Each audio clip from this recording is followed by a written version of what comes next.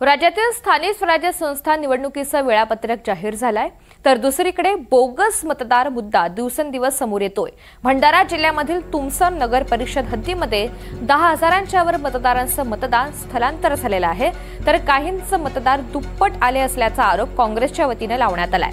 त्यामुळे ज्या प्रभागात वास्तव्यात असलेल्या मतदाराला दुसऱ्या प्रभागात मतदान करावं लागणार आहे, त्यामुळे निवडणुका घेण्याआधी निवडणूक विभागानं मतदार यादी दुरुस्त करायला हवी होती, असा आरोप माजी आमदार अनिल बावनकर यांनी केलाय।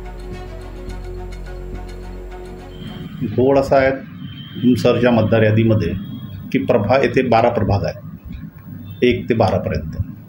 तर त्याच्यामध्ये असं झालेलं आहे की जसे 2 नंबरचा प्रभाग आहे, त्याचे काही मतं 7 नंबरला गेलेली आहेत, काही 3ला गेलेली आहेत, काही 5ला गेलेली आहेत। तसेच काही 5ची मते 1ला आलेली आहेत, काही 2ला आलेली आहेत, काही 3ला आले आहेत। हा या प्रकारची त्या यादीमध्ये घोळ आहे। तसंच दुसरे काही दुबार मतदारसुद्धा आढळले आहेत, जे एकच मतदार 2-3 प्रभागामध्ये आहे। तसंच एका घरामध्ये चार लोकांचे नाव आढळले आहेत, म्हणजे 4 फॅमिलीज तिथे राहतात असं त्या नंबरमध्ये आढळलेलं आहे। तर हे बरेच घोळ या यादीमध्ये अजूनही आहेत। केंद्रीय निवडणूक आयोगानं पक्ष स्थापन करावा अशी खोचक टीका बाळासाहेब थोरात यांनी आयोगावर केली आहे। निवडणूक आयोग संस्था स्वायत्त राहिलेली नाही असा आरोप सुद्धा त्यांनी केलेला आहे।